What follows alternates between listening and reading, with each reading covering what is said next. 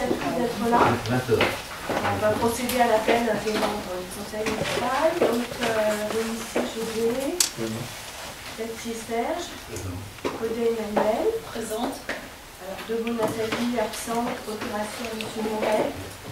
Debout Serge, absent, a donné une procuration à Nathalie Denis, Berthier, Brigitte, Denis, Nathalie, Pétéraire Michel, Lacroix Stéphanie, Morin Jean-Paul, Nino, Pigny Régis, Rabadan Sandra, Rabadan Catherine, Rivache Jacques, Toussaint Guillaume, Guillermo Ludovic, et Vestrola Travelet.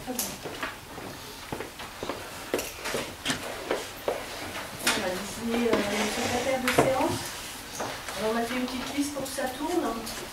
Et on a vu ce soir José.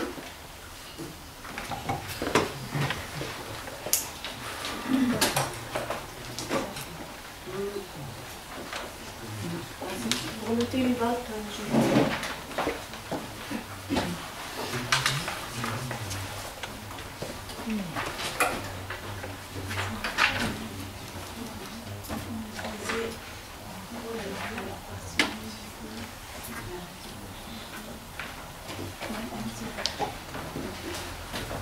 l'objet de ce conseil municipal est le vote de l'approbation du compte de gestion 2023, l'approbation du compte administratif 2023, la détermination et affectation des résultats 2023, l'approbation du budget primitif 2024 et le vote des taux 2024 et taxes locales.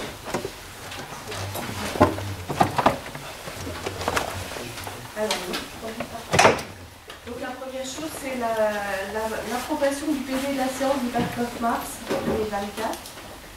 Vu les dispositions du Code général des collectivités territoriales, et notamment sur l'article L 2121-15, vu les dispositions du Code général et vu le PV de la séance, le procès-verbal de chaque séance est arrêté au commencement de la semaine suivante, conformément à la jurisprudence. Le PV est soumis à l'approbation des élus présents, après prise en compte d'une éventuelle remarque.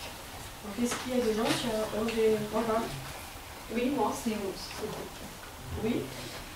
j'ai une remarque par rapport justement à l'intervention que j'avais faite lors du dernier conseil municipal.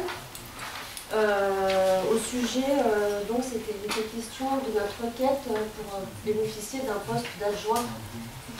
Donc c'est sur la page 3, si je connais bien. 1, 2, 3. Sandra Rabadan propose que la liste conduite par Ludovic Vuillermet, arrivée en seconde position lors du scrutin du 24 mars dernier, puisse obtenir un poste d'adjoint. Armel Persson lui précise qu'elle a déjà apporté une réponse à cette demande dans le cadre d'un échange téléphonique qu'elle a eu avec Ludovic Vuillermet. Alors la réponse dans la substance, elle est, on va dire, à peu près correcte, mais ce n'est pas exactement ce qui s'est dit.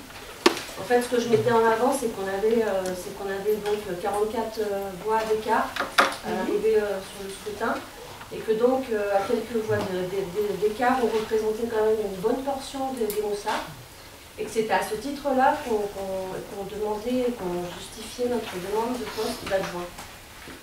Voilà, c'est un peu ça. Et d'ailleurs, je n'ai pas eu de réponse définitive puisque vous avez conclu en disant oui, on entend votre demande, voilà.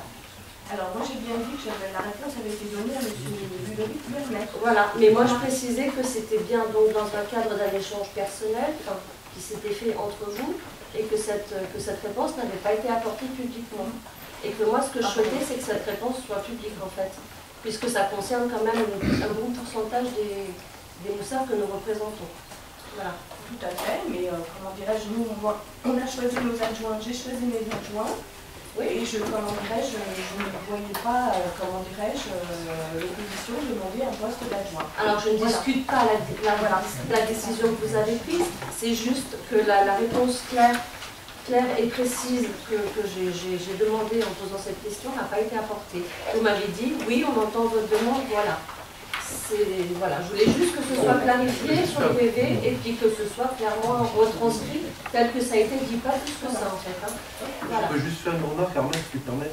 c'est que sur les 3 derniers scrutins de Mouxy, vous êtes quand même la liste qui avait le plus gros écart, 44, nous on a perdu à 39, et ceux d'avant 17. Ah non, mais Ils n'ont jamais demandé de poste moi, je ne d'adjoint. discute pas de ce qui s'est fait avant, moi, je discute de ce qui s'est fait aujourd'hui, hein, il y a 3 semaines. Juste pour C'est ça qui remettre en m'intéresse, en contexte, fait. la Ce qui réponse s'est est non. passé il y a 6 ans, il y a 12 ans, c'est autre chose, ça. Donc, si je reprends bien, Voilà. Ramadan, il faut noter dans le PV que vous avez. Mais je vous ai écrit la retranscription exacte mot pour mot de ce que j'ai dit. Et de ce que vous m'avez répondu, donc je pourrais vous le transmettre pour que ça apparaisse sur le compte rendu. Voilà. Donc les modifications vont être apportées, comment dirais-je, à ce PV. Donc, on demande au vote. Est-ce que vous... Qui est contre?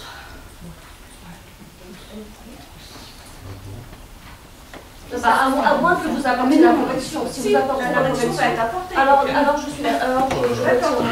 C'est le vote avec la correction. On est d'accord. Alors c'est tout bon. Voilà, c'est tout bon. Ok. Merci. Mais vous vouliez qu'elle soit publique, en fait. Voilà, c'est ça que vous... Je voulais juste que ça soit retranscrit tel que ça a été échangé, c'est tout. Ok. Pas plus, Donc pas avec moins. la modification, C'est parfait. qui est contre? Qui s'abstient? Merci. Merci à vous. Moi, j'avais juste une question dans le cadre en lien avec la dernière séance. Du coup, on a élu les adjoints la dernière fois, mais où en sont les arrêtés? J'ai fait une demande le 8 ou le 9 avril avec une relance il y a 2-3 jours. Où en sont les arrêtés de délégation? Parce qu'on en a déduit. Alors, M. Moret nous a fait un mail, il a signé, un premier adjoint délégué communication animation. Nino nous a fait une invitation à une réunion d'Urba, on a déduit qu'il était l'adjoint à l'urbanisme. Mais du coup, on n'a pas vu ni les délégations d'adjoints, ni même eu une information, parce que les titres d'adjoints, c'est un ordre de suppléance du maire en cas d'impossibilité. Ce qui fait vraiment le pouvoir de l'adjoint, c'est son domaine de compétence, comme sa rémunération d'ailleurs, c'est lié, c'est l'arrêté de délégation du maire. C'est pas une rémunération, c'est l'arrêté de délégation. Oui, mais c'est lié à la délégation. Ce n'est pas une rémunération. Oui, c'est une indemnité. Oui, mais c'est lié à la délégation. L'indemnité est liée à la délégation, et surtout l'important, c'est le domaine de compétence. En fait, qui est adjoint à qui, en fait? Donc les arrêtés de délégation sont faits, ils finissent d'être signés, donc vous les aurez après en communication. Oui, parce que Voilà. normalement, il y a un affichage, etc. Oui, bah, ça va être fait. Ça fait 3 semaines qu'on est élu, hein. Oui, tout à fait. Mais, oui, mais les arrêtés, par exemple, un adjoint ne peut prendre un arrêté ou une décision administrative qui constitue un acte administratif qu'en vertu d'un arrêté de délégation dûment signé, publié, après visa du contrôle de légalité. Voilà, on est bien d'accord. Voilà.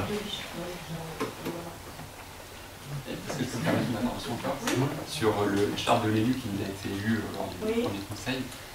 Effectivement, on a 2 articles qui nous disent qu'on est soumis enfin, on doit, en tant que conseillers municipaux, prévenir ou faire cesser les situations de conflit d'intérêts et nous abstenir de prendre des mesures qui visent à nous avantager. Enfin, effectivement, c'est un devoir d'exemplarité, de transparence qu'on doit au MUSAR. Et après cette charte, nous avons tous un devoir de vigilance sur le sujet. Est-ce qu'il serait possible que ce soit partagé au sein du conseil? Alors de manière publique ou pas, il n'y a pas de nécessité de le faire de manière publique. Mais en tout cas, les intérêts et professions de chacun, qu'on puisse se prévenir, prévenir justement toute situation potentielle de conflit d'intérêts. Dans notre feuille de campagne, nous, on n'a pas caché, on a mis le nom, on a mis une profession, et on a mis les âges. On a mis les âges. Voilà, donc on n'a pas, comment dirais-je, là-dessus, il n'y a aucun conflit d'intérêt. Et vous, de votre côté? Moi, pour ma part, je suis inspecteur général à l'audit de la Caisse des Dépôts, donc je sais déjà que je ne prendrai pas part à tout vote pour faire intervenir un financement de la permis du territoire. Non, mais pour répondre, nous, on a déjà mis sur le papier, sur la profession de prof, ce qu'on faisait. Mais oui, nous aussi, mais après, l'idée, c'est d'avoir peut-être plus de pression sur même les intérêts éventuellement. Moi, je suis d'accord, mais ça concerne tous les élus. Ah, mais complètement. Ah, mais je suis complètement d'accord. On est bien d'accord. Ah, mais on s'incluait complètement dans la démarche. C'était vraiment une démarche collective, et puis on soumet ça à l'avis et à la réflexion du conseil. Il y a la moitié qui sont retraités, donc là, il n'y a pas à discuter. Mais bon, c'est une information qu'on pourra vous donner par rapport à ça aussi. On va peut-être rentrer dans le vif du sujet, les finances communales. Donc, le premier, c'est l'approbation du fonds de gestion en 2023.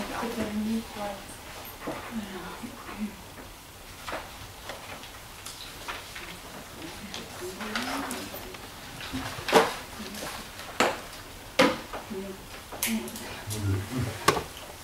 compte de gestion, c'est donc regarder les finances communales par rapport à ce qu'a dit donc le trésorier. Ce qu'on dit le trésorier.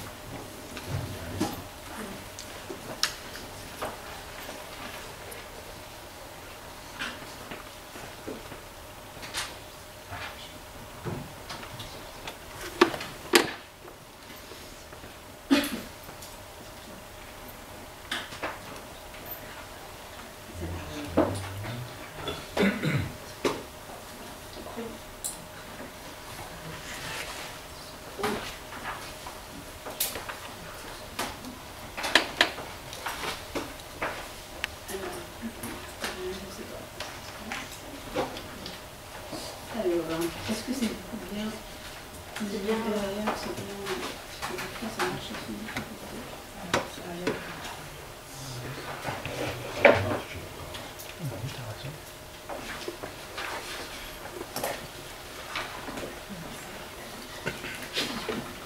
Est-ce qu'il y a quelqu'un qui est fort en informatique? Parce que c'est peut-être juste une problématique de HDMI. Bah, une fois, oui, ça. Allez, c'est vraiment.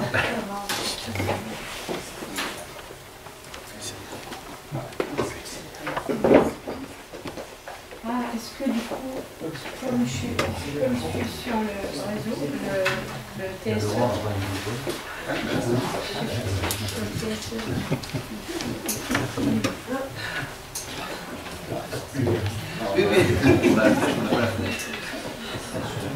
C'est comment ça se passe. et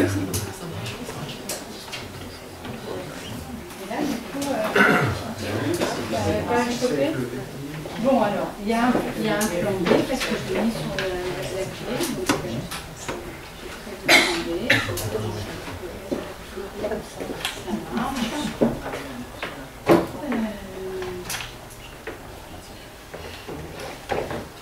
Le plan B. Donc, on donne le plan B et ça devient très bien.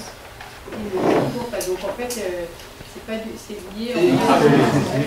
Voilà, ça c'est. Merci. Pour rien, mais enfin bon.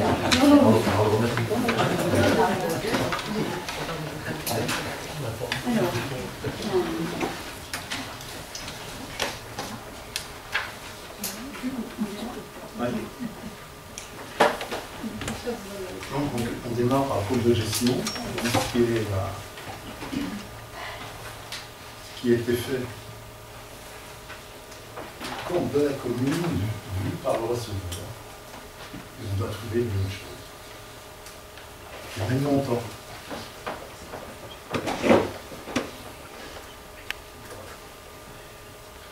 Donc, comme vous pouvez le constater, sur le résultat budgétaire de l'exercice, le receveur a trouvé en section de fonctionnement 1 771 555,03 en recettes. Et on voit dans la réalisation du budget qu'on retrouve en recettes 1 771 555 euros. 0,3 le 3 caché.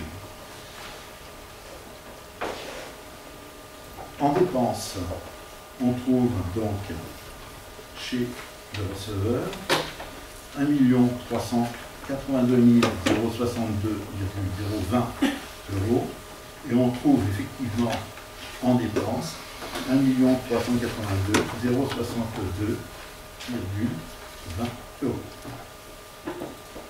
La section de fonctionnement est identique dans le compte administratif 2023 et dans le résultat budgétaire du receveur. On va regarder la section d'investissement. La section d'investissement, on trouve en recette 486 024,34 euros et on trouve en recette 486 024,34 euros. On trouve aussi en dépenses 739 402,36 euros Et on trouve en section en dépenses 739 402,36 €. Donc les comptes entre le compte administratif et le receveur sont identiques. Vous avez des questions à poser sur ça? Puis, considérant que le compte de gestion 2023 correspond au compte administratif 2023, considérant le budget prédictif et les décisions modificatives, les titres définitifs et créances recouvrées, le détail des dépenses effectuées, les mandats délivrés, les bordereaux de titres de recettes, les bordereaux de mandats, le compte de gestion dressé de trésorerie accompagné des états de développement des comptes de tiers, ainsi que les états de l'actif, les états du passif, les états des restes à recouvrer et les états des restes à payer. Considérant que le receveur municipal a repris dans les écritures le montant de chacun des soldes figurant au bilan de l'exercice précédent, celui de tous les titres de recettes émis et celui de tous les mandats de 2 mois donnés, et qu'il a procédé à toutes les opérations d'ordre qui lui a été prescrit de passer dans ces écritures. Il faut donc passer au vote de l'approbation du compte de gestion 2023. Qui est contre? Je peux intervenir, s'il vous plaît? Oui. Donc j'interviens pour le compte du groupe La Nouvelle Dynamique pour Muxi. Ce compte de gestion ne nous a pas été présenté lors de la réunion préparatoire de jeudi soir. Aucun élément chiffré ne nous a été transmis en pièce jointe pour préparer correctement cette séance du conseil municipal de notre côté. Donc, fort de l'absence d'informations et jeudi soir et dans la pochette remise avec les documents pour ce conseil, nous n'avons, nous quatre, aucun moyen de constater, hormis les chiffres qui sont affichés sous nos yeux, mais c'est tellement petit qu'on ne voit rien. Je suis navrée de vous le dire. Donc, nous n'avons pas la possibilité de constater qu'il y a concordance entre le compte de gestion 2023 et le compte administratif 2023, donc nous voterons contre. C'est le trésorier quand même qui, comment dirais-je, vérifie ces comptes-là. Donc on pense, c'est pareil, c'est quelque chose de compte de gestion 2023 dont on n'est pas on aurait trouvé normal que vous communiquiez en page jointe ces éléments-là au même titre que les éléments du compte de gestion et du budget primitif 2024. Et que ça fasse partie des éclaircissements de jeudi soir.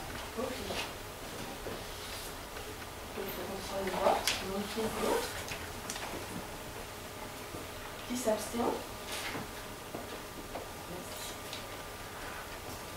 Alors moi je tiens à préciser effectivement ce résultat budgétaire dans le compte trésor public, c'est vrai que ça aurait pu nous être fourni. Mais bon, moi qui fais partie de l'ancienne équipe, on sait comment ça fonctionne, c'est pour ça que je le tourne. En plus c'était sur notre mandat. Mais... Merci. Donc on passe à un deuxième point, l'approbation du compte administratif 2023. Donc c'est une instruction budgétaire et comptable M57 annexée à l'arrêté modifié du 21 décembre 2022, le compte de gestion transmis par M. Rampini, receveur municipal, une note synthétique établie dans ce cadre conformément aux dispositions de l'article L231.1 du CGCT. On va vous expliquer le compte administratif 2023. Donc le compte administratif, donc en première partie, la section de fonctionnement. Donc en section de fonctionnement, on avait en prévision de recettes 2 845 056,81 €. En réalisation, il y a eu 1 771 555,03 €. Les dépenses, la prévision était de 2 845 056,80 €. L'équilibre entre les recettes et les dépenses, toujours, en budget. Réalisation, 1 382 062,20. Le résultat de l'exercice est de 389 492,83 €. L'excédent antérieurs reportés étaient de 1 169 871,81 €. Le résultat de fonctionnement cumulé est de 1 559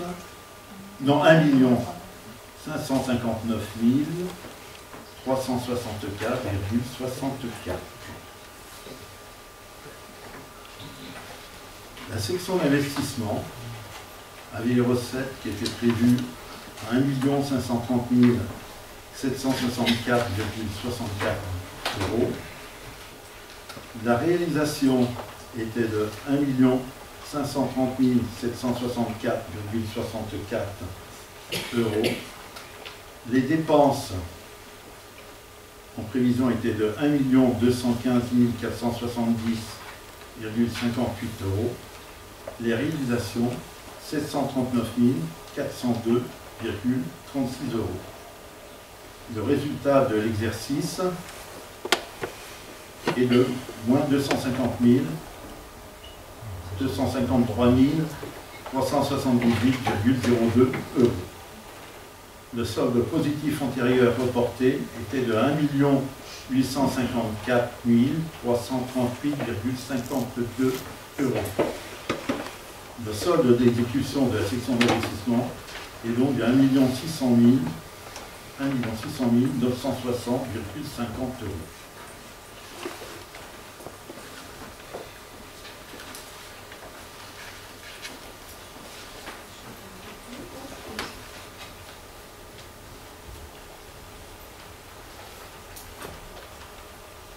Donc il appartient au conseil. Il y a deux diapos, hein. Ouais. Donc, la section de fonctionnement, dépenses de fonctionnement en 2023. Les charges structurelles de fonctionnement en 2023 étaient de 1 287 000 €. Ça arrondit, hein, c'est le kilo.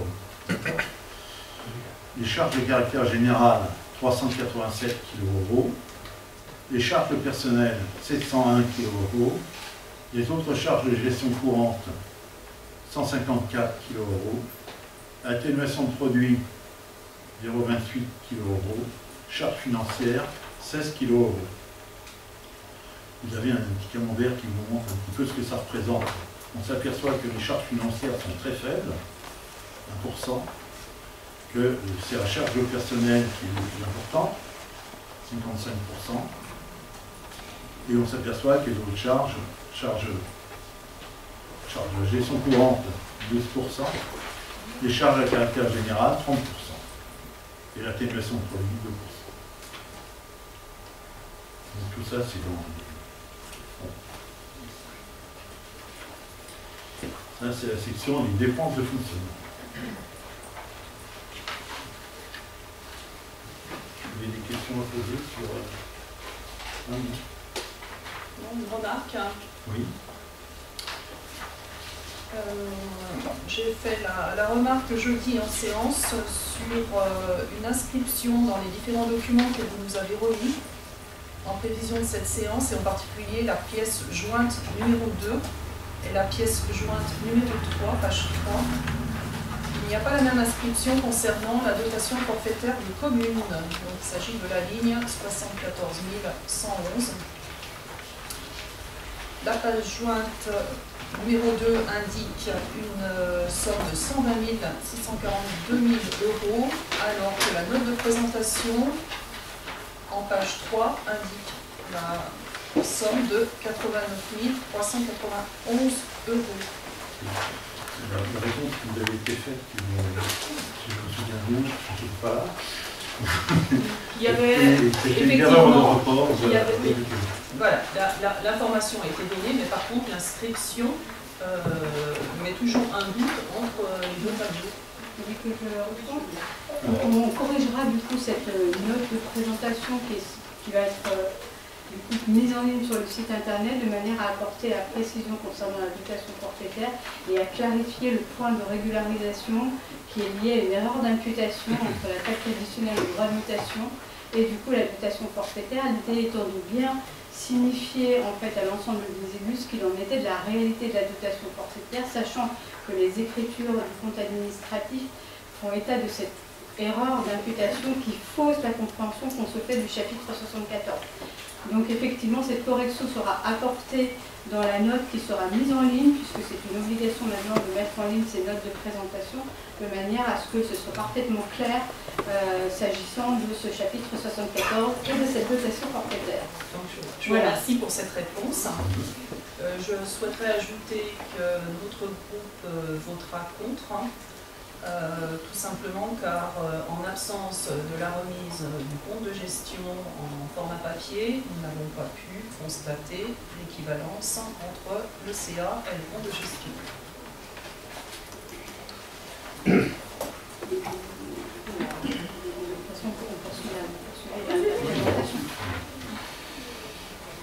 a pris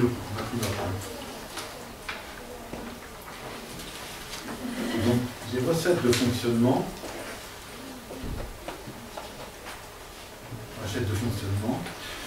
donc vont apparaître une somme de 1745 kg euros, c'est pas euros, c'est des kilos-euros.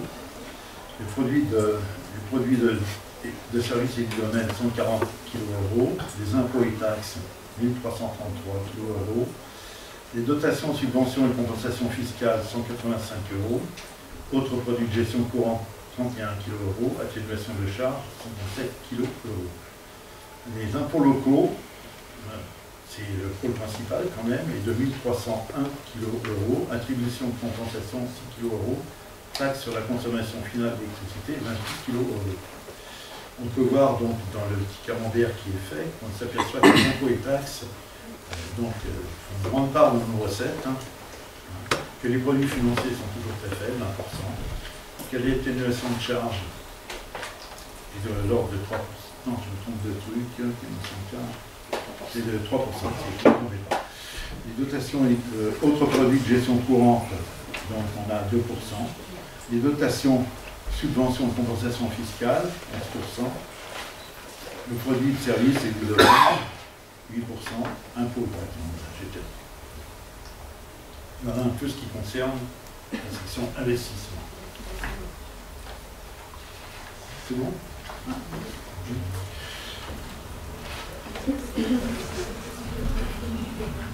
La section d'investissement. Donc, on s'aperçoit que si jamais on prend donc, les tableaux qui vous ont été, je crois qu'ils vous ont été donnés. Tableau là. On arrive au total des dépenses d'équipement et travaux pour compte d'un tiers, 637 000 euros. Donc c'est le total des dépenses. Le remboursement d'emprunt, capital d'emprunt 98 kg euros. Remboursement, c'est le total. Au total, on a donc en investissement 735 000 kg euros. On retrouve justement dans la section qui doit être. J'ai noté les pages parce que je fais.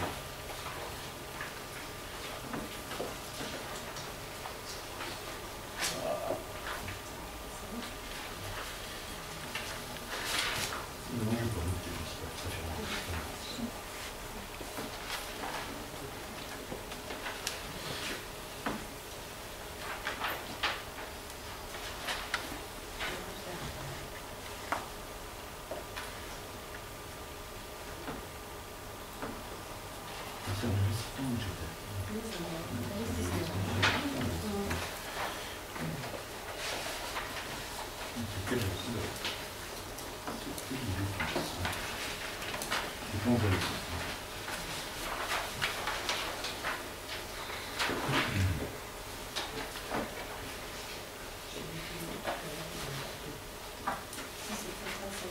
C'est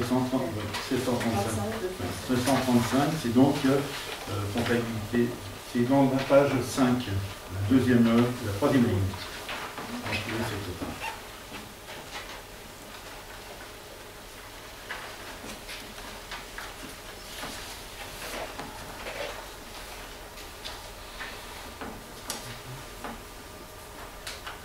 Des questions, non?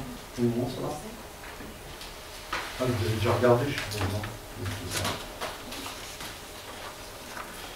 Restriction d'investissement, les recettes. Donc les recettes en 2023 étaient de 392 kg €. Donc la subvention et participation 127 kg. Régulation compte 23 et 21, 2 kg €.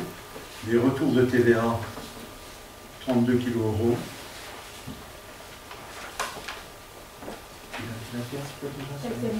Taxe d'aménagement, 230 kg €.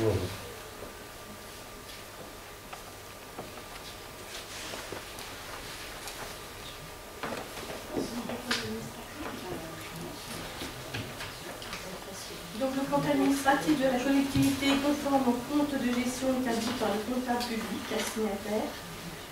Et donc nous pouvons passer au vote de ce compte administratif 2023 qui est contre. Qui s'abstient? Merci. Donc là, je vous fais passer en fin de compte à votre signature pour le compte administratif 2023. Oui, théoriquement, le maire qui est en poste se retire lorsqu'on vote ce compte. Et comme il n'y a pas de maire en poste pour l'année 2023, il y aurait eu Catherine Allemands, mais qui a fait quand même très peu de temps.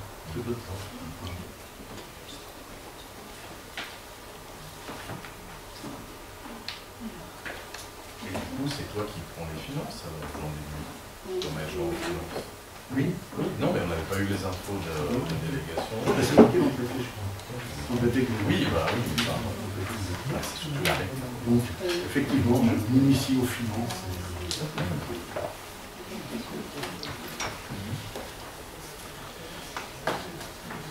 Et bon, en 15 jours, on va pas mal travailler. Donc pendant que la feuille circule, là, je vais signer. On va passer au chapitre détermination et affectation des résultats 2023. Vu le Code général des collectivités territoriales et notamment sur l'article L2311-5, vu l'instruction budgétaire et comptable M57 annexée à l'arrêté modifié du 21 décembre 2022, vu les résultats produits par le trésorier, vu l'état de reste à réaliser. Voilà, M. Potier nous présente les résultats. Donc, le résultat de l'exercice 2023 était d'1 559 364,64 €.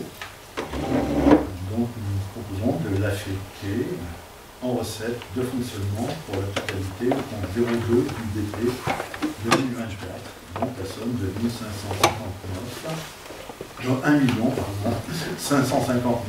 364,64 €.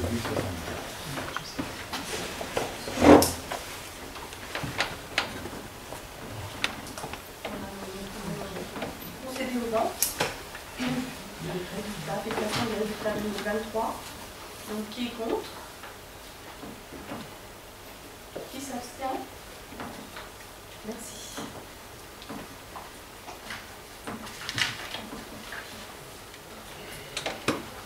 Alors le prochain point, c'est le vote du budget primitif 2024. Donc je voulais simplement vous expliquer qu'on a dû faire ça en 9 jours. Ça a été un travail assez complexe et difficile, étant donné que nos choix n'étaient pas forcément les choix de l'équipe précédente. Donc voilà, donc il y a un certain nombre de choses dont on n'a pas pu se dégager parce qu'il y a eu des engagements, il y a eu des marchés de signés, etc. Donc voilà, on l'a fait en fonction de tous ces impératifs. Voilà.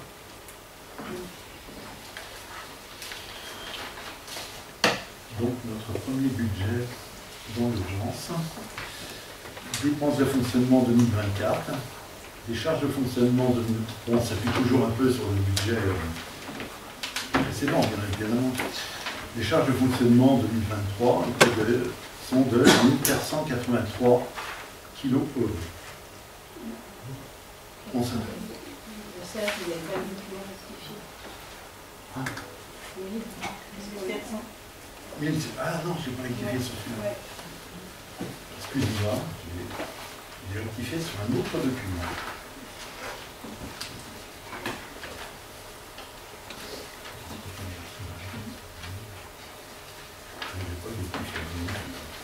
Je ne sais plus où j'avais rectifié. 1496, j'ai rectifié quelques fois. 1496 kg euros. Donc avec 552 kg euros à caractère général, c'est toujours personnel. Enfin, non, c'est pas personnel. Le personnel, c'est chapitre d'unité. Donc 552, donc c'est le caractère général. Les charges du personnel, 729 kg euros. Les autres charges de gestion courante, chapitre 65, 165 kg euros. L'atténuation de produits, 30 kg euros. Les charges financières, 12 kg euros. Les charges spécifiques, 1 kg euros. Donc on s'aperçoit que dans notre camembert, on est passé à 49%. On a les autres charges de gestion courante sont à 12%. L'atténuation de produits est toujours très faible, hein, donc 2%. Les charges à caractère général sont à 37%. Donc ça, c'est les dépenses de fonctionnement. Nos prévisions sur ça. La section de fonctionnement, les recettes de fonctionnement. Les recettes de fonctionnement de 2024 s'élèvent à 1754 kg euros. Produits des services du domaine, 138 kg euros. Impôts et taxes, 1395 kg euros. Les dotations et subventions et participations, 159 kg euros. Autres produits de gestion courante, 27 kg euros. Atténuation de charges, 11 kg euros. Produits financiers, 25 kg euros. Bon, les impôts locaux, c'est la même présentation, on s'aperçoit que c'est ce qui nous laisse bien vivre, enfin de vivre en tout cas. 1363 kg euros. La taxe sur la consommation finale d'électricité, 26 kg euros, c'est la même que l'année dernière. La réduction de compensation, c'est 6 kg euros. On s'aperçoit encore que les taxes, donc c'est ce qui nous permet d'avoir un budget conséquent. Dotation, peut-être pas assez, hein, mais dotation et subvention, 9%. Alors ça, c'est quelque chose qui peut augmenter, hein, ça dépend souvent des autres produits. Et ça, c'est ce qui va se passer après, quand on fera un budget rectificatif, complémentaire, comment on dit aussi. Budget supplémentaire ou décision modificative. Décision modificative. Autres produits de gestion courante, produits des services du domaine et produits financiers. Donc la gestion courante, c'est... Non, je ne sais pas gestion courante. Si, gestion courante. 8%. Non, 2%. Les produits, je n'ai pas de formule. Voilà.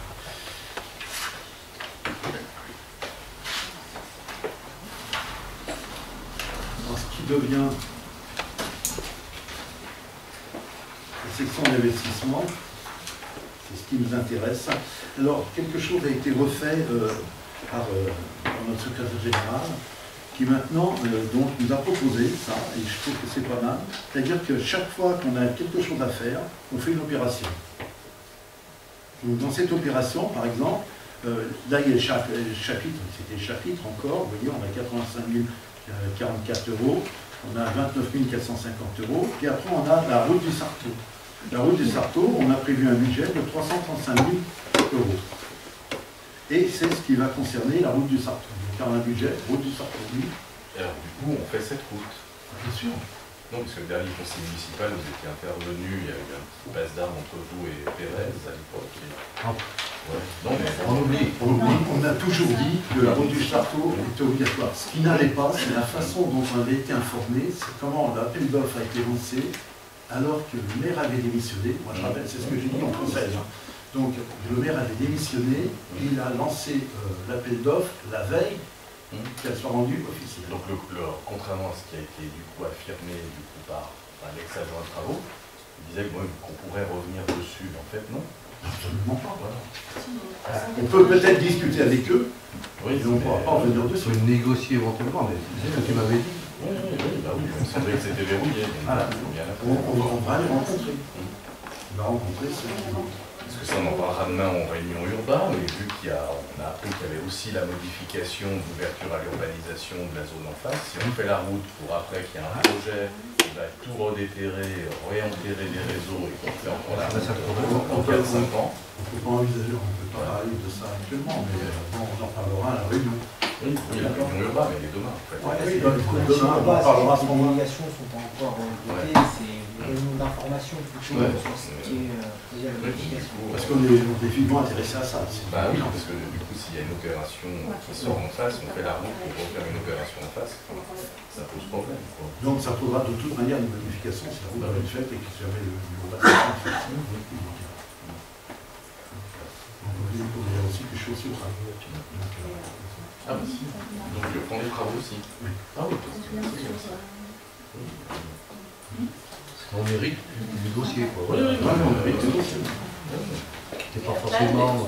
On voulait faire la route aussi, comme tout le monde. Oui, oui, la perte de 10 ans, c'est vrai.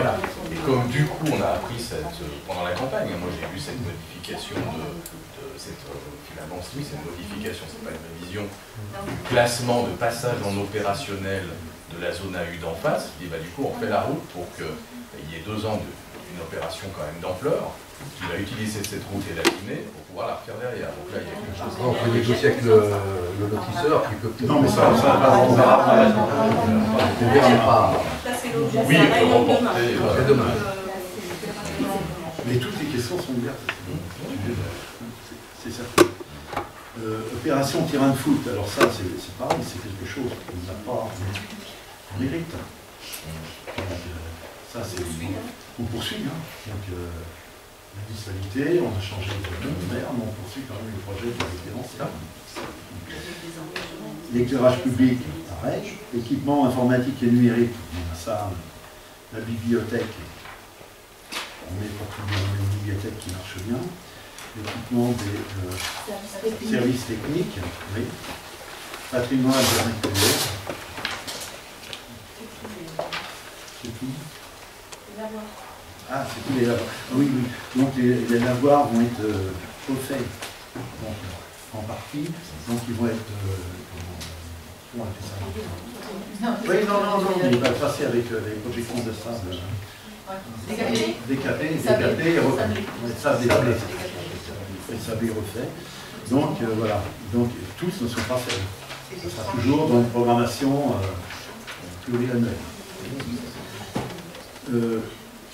Bâtiment, mairie, salle des fêtes. Alors là, bon, la chaudière, c'est la chaudière. Donc on a été obligé de changer la chaudière. Donc la chaudière, on a 38 000 euros. On s'en passe très bien. Les réseaux électriques, alors 68 000 euros, quand on parle des réseaux électriques, c'est en partie, vous savez, le poste qui a été installé à la capitale pour les prix nouveaux. Donc nous, on doit payer donc à EDF, à Enedis, on doit payer à Enedis, et eux, ils nous ont fait allouer une participation de 15 000 euros.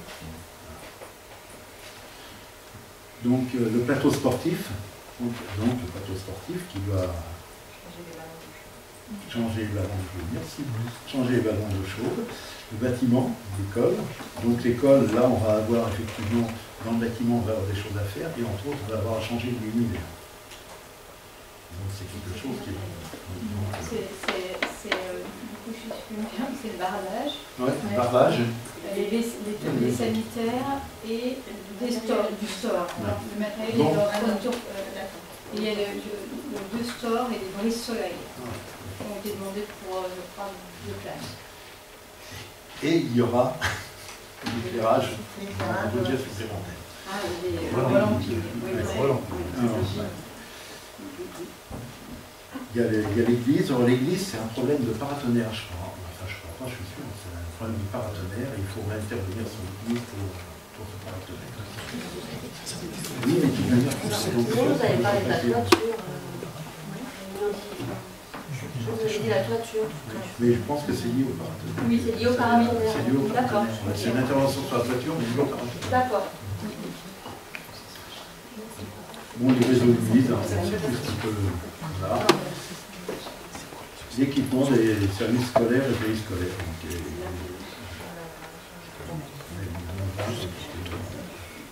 C'est ça. Et l'installation, la partie pour les vélos, ça avait déjà été vu, je crois, avec nous.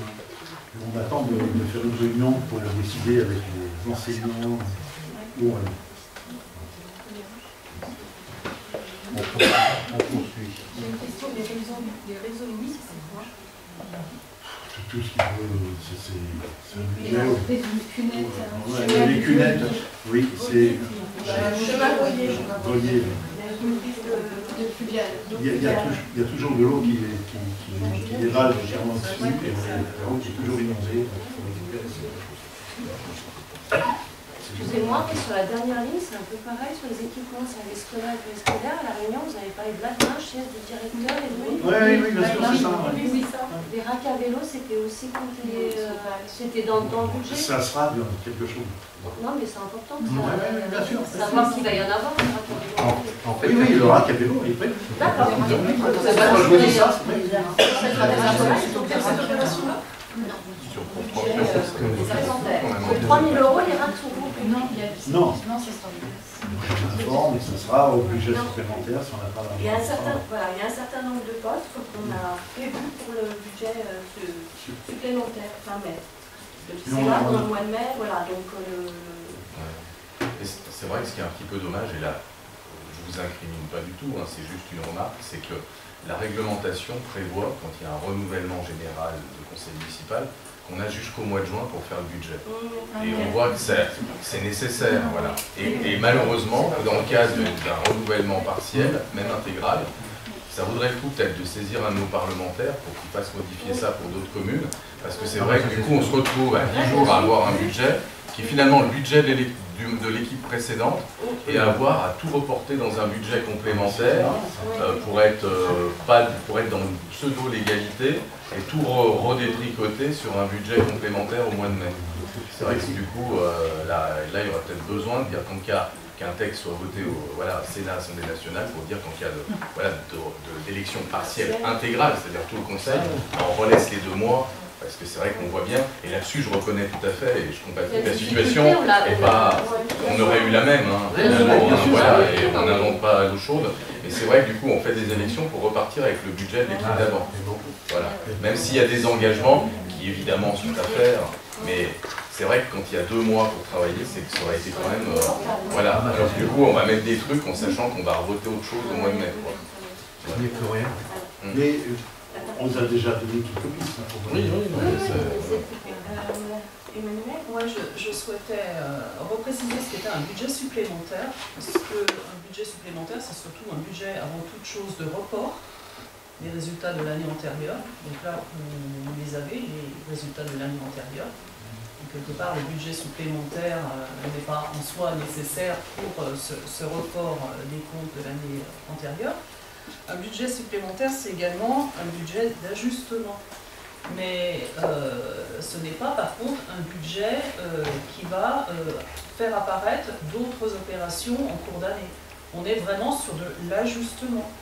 Du coup, ma question est la suivante. Avez-vous réfléchi à mettre une somme pour des opérations non définies à ce jour, qui sont vos opérations liées à votre programme de campagne, de façon à ce que ça soit inclus au budget primitif qu'on vote ce soir. Parce que le budget supplémentaire n'est pas fait pour faire apparaître de nouvelles opérations. Il y a des choses qu'on a mises au budget, par exemple, il y a des sommes qui ont été prévues pour la réfection de chaussée, etc. C'est pas budgété en fait ça. Et on n'a pas de devis, on n'a pas de ça.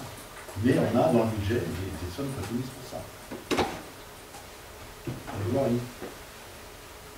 Donc, à quoi vous servira le budget supplémentaire du coup, si vous avez déjà mis de l'argent pour réaliser si jamais quelque chose n'est pas réalisé, on peut toujours déplacer le budget aussi.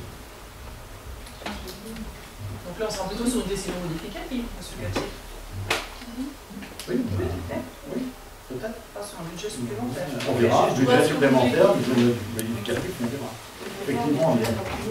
Rectificatif que supplémentaire. Oui, oui. Je pense qu'on sera plutôt là-dessus.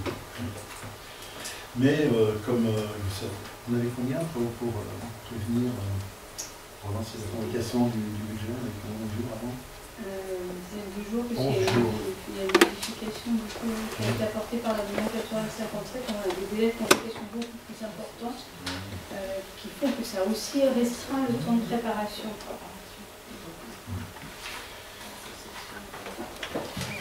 Donc ça reste un budget primitif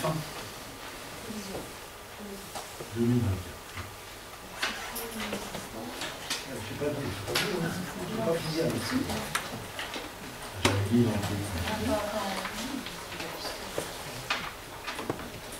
donc le budget primitif 2024 fait apparaître en dotation et réserve 130 000 €. En dotation d'équipement reçu 20 300 €. Emprunt et dette 1 500. Total réel d'investissement 152 249 €. Virement de la section de fonctionnement de 1 717 466,64 €. Opération d'ordre 110 €. Solde excédentaire 1 600 900, j'ai du mal à écrire 1 million. 1 600 960,50 €. Total des recettes d'investissement 3 570 676,14 €. On s'aperçoit qu'il y a des évolutions en valeur. En valeur, on est en plus 57 au niveau, 57 689 €. En subvention équipement reçu, effectivement, on n'a pas rien reçu encore pour le moment. On est à moins 91 956. Total des recettes d'investissement, on s'aperçoit qu'en fait, en moins, on 33 817,90 €. Virement de la section de fonctionnement, je me regarde par rapport à 2023, on aura 476 147,09 € de plus.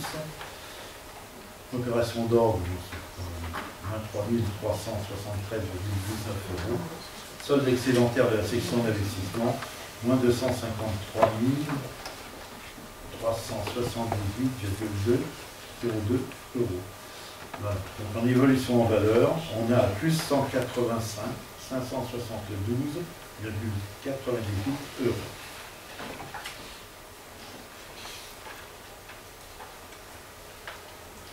Donc, il y a une augmentation de l'investissement. On a vu ce fameux budget primitif 2024. Donc on passe au vote. Qui est contre? Intervenir, s'il vous plaît, avant de procéder au vote. Notre groupe, une nouvelle dynamique pour Mouxy, constate que ce budget primitif se contente de reporter les opérations de l'équipe sortante, que le budget nous semble avoir été préparé d'après la présentation qui nous a été produite jeudi soir. Ce budget semble avoir été préparé par le personnel municipal et non par les élus. J'entends que vous ayez eu peu de temps, mais en tout cas, ce qu'on constate, c'est que les chiffres ont été sortis par le personnel municipal.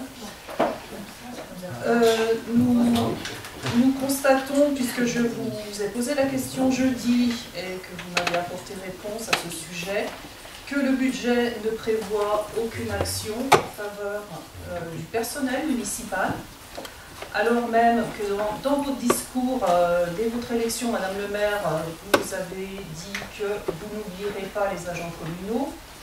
Vous l'aviez d'ailleurs dit dans votre programme S'engager pour Mouxy, où il était mentionné que vous souhaitez retravailler avec les agents, leur redonner confiance dans leur mission.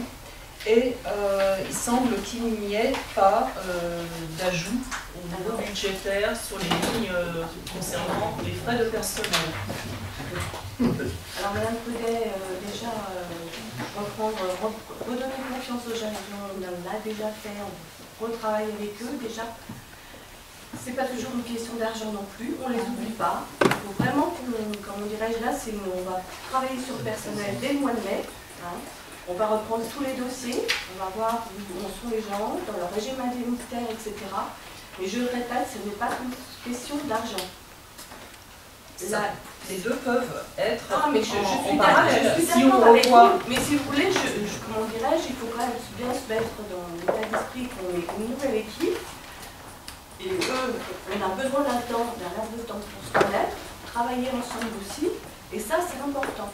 Et ça on le constate tous les jours depuis 15 jours, d'avoir les remerciements du personnel pour la manière dont on travaille avec eux.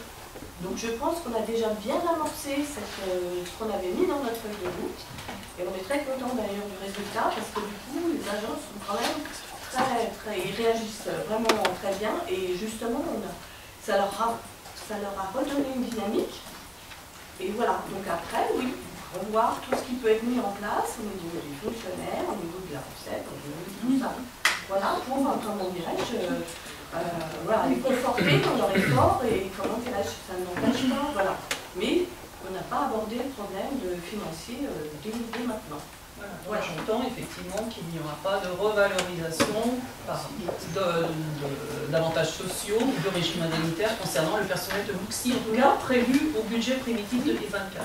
Voilà, mais on aura ce budget rectificatif, voilà, et on va avec Sylvie dès le mois de mai, on reprend tous les dossiers et on voit, parce qu'il y aura une commission du personnel. Donc on abordera ces sujets-là au moment de la commission du personnel. C'est prévu. Voilà. Donc, pour le vote, on a fini le vote budget primitif 2024. Donc, qui est contre? Qui s'abstient? Merci.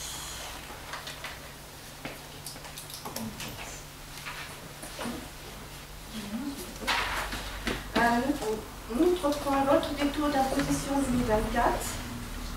Donc, vu le Code général des collectivités territoriales, et notamment les articles L1612-2, L2122-21, L2312-1, L2312-2, L2312-3 et L2331-3, vu le Code général des impôts et des procédures fiscales, et notamment les 1636B, 6, et là, c'est un peu compliqué à prononcer.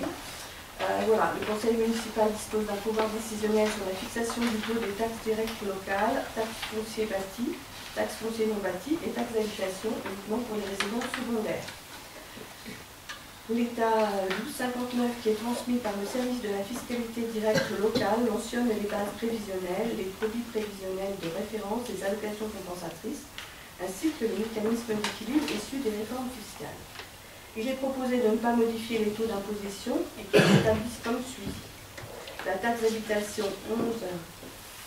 11,85%, la taxe foncière 33,03%, la taxe foncière non bâtie 77,90%. Il appartient donc au conseil municipal de voter ces taux d'imposition proposés et le maintien de ces taux pour cette année. Voilà, donc on passe au vote. Qui est contre? Voilà. Oui. Qui est contre? Qui s'abstient? Sachant que les bases nationales augmentent. Donc les gens ont le sentiment que les impôts locaux augmentent, mais c'est pas de notre fait en fait.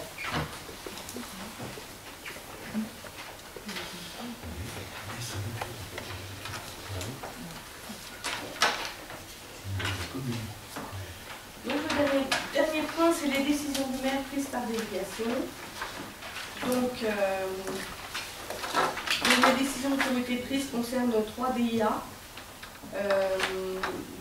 qui concernent d'acquérir des biens bâtis, avec les préférences cadastrales, les zonages. Donc on avait un bâti pour la C 2735 en UD de 492 m² à 460 000 €. On avait un bâti C, la parcelle C 1814 en zone A et N de 7 350 mètres carrés à 25 000 €. Et on avait un bâti à C, dans la parcelle C 2585 dans l'UD, 451 mètres carrés pour 424 000 €. Voilà, les dates de décision étaient prises le 3 et 2 avril. Dans les infos diverses aussi, il y a, alors c'est des dates, hein, le marché aux fleurs le 8 mai, et il y avait la fermeture de la bibliothèque. 5 mai 5 mai. Et la fermeture de la bibliothèque. Il y a une erreur. Ouais, 5 mai. Et la fermeture de la bibliothèque. Il y a le pont du 1er mai qui est fermé du mardi 30 avril au vendredi 3 mai inclus. Le pont de l'Ascension, fermé le mercredi 8 mai jusqu'au vendredi 10 inclus. Et le lundi de Pentecôte, lundi 20 mai. Et il y a une erreur effectivement sur Uniwap et puis Facebook sur la date du marché aux fleurs, parce que c'était la 8e édition, mais c'était le 5 mai. Et la fiche était... Donc ça va être rectifié ce soir ou demain, je verrai plus clair. Par contre, je vous fais passer une feuille comme tout à l'heure pour signer le vote, c'est vrai, l'assiette est juste bon. Voilà. Donc, ça. Non,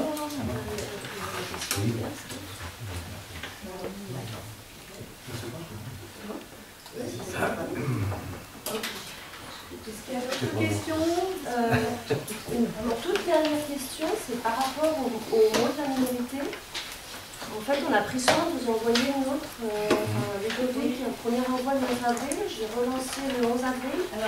Alors il n'est pas publié, c'est pas ça, c'est que j'ai même pas eu, nous n'avons même pas eu de réponse d'attente, en fait, donc juste avoir quelques éléments de réponse. Alors, les précisions pour les, pour les publications sont dans le règlement intérieur du conseil municipal qui va être abordé le 25.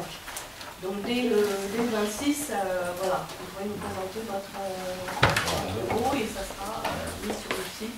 Donc le mot qu'on vous a transmis... sachant qu'il y a des... vous verrez par rapport au règlement intérieur. Voilà, d'accord. Ce qui est stipulé dans le règlement intérieur, vous aurez sûrement à adapter, oui. D'accord, très bien. Voilà. Il ne faut pas être négatif. Oui, c'est court, parce que c'est le nom maximum, j'imagine, 2 mots. Mais il y a déjà un règlement. Oui, tout à fait. Oui, on l'a subi, on sait. Oui, monsieur Busson. J'habite au lotissement du Hameau du Panoramique, c'est juste en face. Le long du chemin. Le conseil n'est pas clôturé, non? Je ne sais pas, mais j'ai demandé. Oui, non, mais j'ai pas. Il n'y a pas d'autres questions Juste sur les commissions, quand est-ce qu'on fait ça? J'ai fait part des choix. Alors, oui. Ouais, mais du coup, par exemple, demain, je viens en commission urbaine, mais bon. Demain, c'est une réunion de l'information. La commission, elle doit être entérinée le 25. Ok, 25. Oui, entériné le 25. C'est pour ça que... Il n'y a plus de questions au niveau des élus? Non, c'est bon. Alors, le conseil municipal est clos, merci beaucoup. Monsieur Busson. Oui, donc vous voyez où c'est. Oui. Et donc tout le lotissement là, on n'a pas la fibre. Ils se sont arrêtés dans la propriété qui fait l'angle là. Le poteau a été mis, mais ils ne sont jamais montés. Quand on appelle Orange, Orange dit que c'est la commune qui vont intervenir. Non, mais moi je vous dis ce qu'on a dit. Donc bon, je pense qu'il n'y en a pas beaucoup d'autres que nous qui n'ont pas la fibre.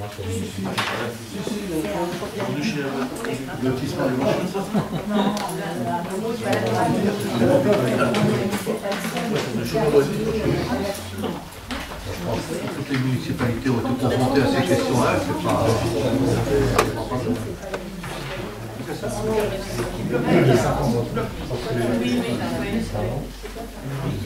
Il ne faut pas hésiter, moi je m'en suis occupé sur l'immeuble. Les sources ont été raccordées, pas les fontaines. J'ai bataillé au niveau du conseil syndical supérieur. C'est mieux remettre la source. C'est quoi votre recherche par rapport à ma question? Alors, écoutez, si vous dites qu'il faut revenir vers la mairie, on va voir, mais je Bon, mais qu'il puisse faire quelque chose. Hein. Qui va déclencher Orange si j'ai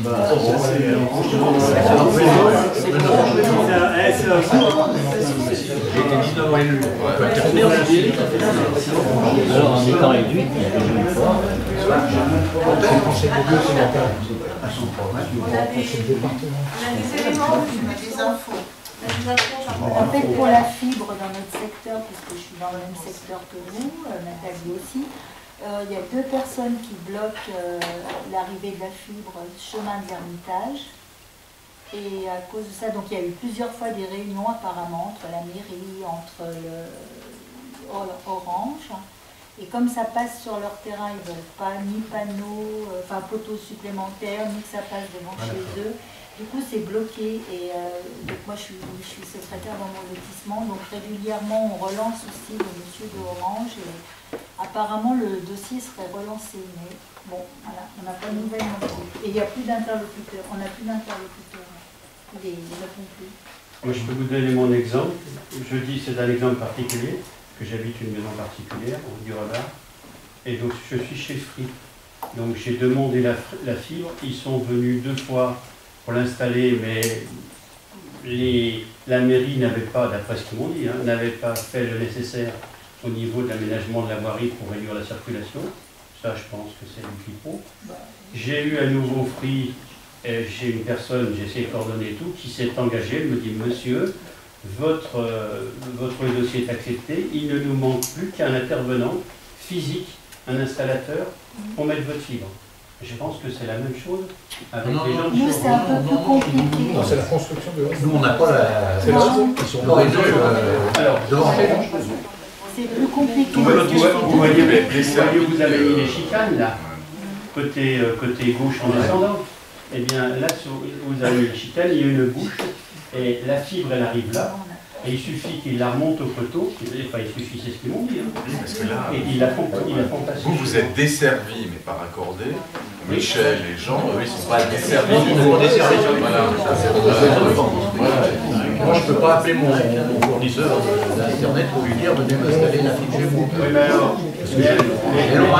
Mais entre la maison de Guy Petit, mon voisin, et la mienne, il y a 20 mètres de complète, vous voyez, pas plus. Donc pourquoi, et lui c'est l'immeuble, un immeuble avec 5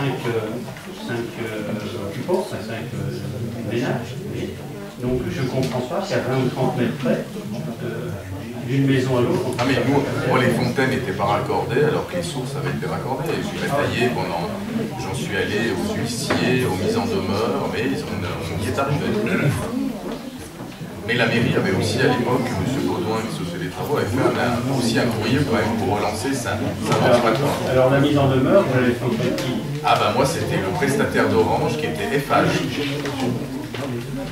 Donc voilà. J'ai noté, je verrai si on peut faire quelque chose. Je ne promets rien. Non, mais si vous pouvez rien faire, vous me donnez ça sur mon adresse. Oui, non, mais vous en avez pas les élections. On va essayer. Je verrai moi ce que je peux faire. Jusqu'à maintenant, ce que j'ai fait, ça ne servait à rien de faire. C'est vrai que ça pourrait être pas mal de répercuter les points où il y a encore ces problèmes. On maintient aussi. Pendant la campagne, j'avais eu des personnes aussi, et faire un courrier général pour dire voilà, merci de relancer, il y a des dents creuses, ça se trouve, ils ne sont même pas au courant, et on le sait bien en matière de travaux, ils vont, il y a la pression des urgences, hein. Si les gens laissent tomber, ils vont ailleurs. Voilà. Il y a beaucoup de monde. Ouais.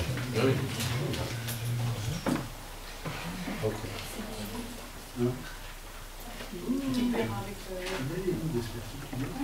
Ah oui, bien sûr. Ah oui, je me donne.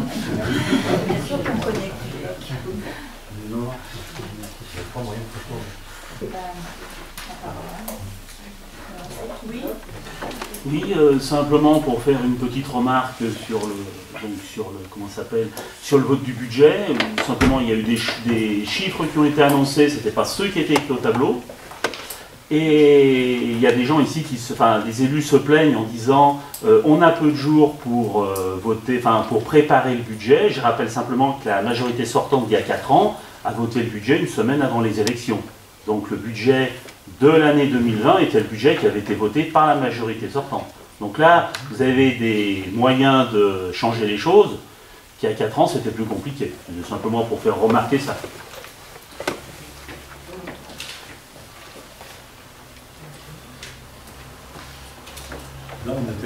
obligés de voter le budget ce soir, parmi les délais. On n'a pas voulu la situation, hein. On n'a pas voulu cette situation, personne n'a voulu. Hein. Comme disait Ludovic, ils auraient été dans la même situation si mais là, il y a une modification de texte à faire passer en cas de renouvellement mais bon, ça partiel. nous dépasse, je veux dire, c'est pas... dépasse, mais c'est vrai que c'est pas un problème normal. Et je voulais revenir sur un petit point. Je voulais revenir sur un petit point par rapport à la remarque d'Emmanuel. Quand vous disiez que nous, on avait juste pris les chiffres que les agents nous avaient fournis, on a quand même pris la peine d'interroger chaque service pour faire un point précis avec eux. On ne s'est pas contenté de dire donnez-nous les chiffres à Sylvie et puis c'est tout. Nous, on a quand même fait un travail avec chacun de nos services. Donc voilà. Ça n'avait pas été précisé en tout cas lors de la séance préparatoire de jeudi. Vous avez dit que vous aviez rencontré un certain nombre d'organismes, mais vous n'aviez pas du tout parlé de ça. Sans les agents, je pense que personne n'est capable de faire un budget. Sans les agents. Enfin bon, à part des experts comptables, qu'il y en a peut-être, je sais pas. Non, mais encore. Et encore, ça n'a rien à voir. Sans les agents, on ne peut rien faire. Sans ce qui s'est fait avant, bah oui, comment on peut faire.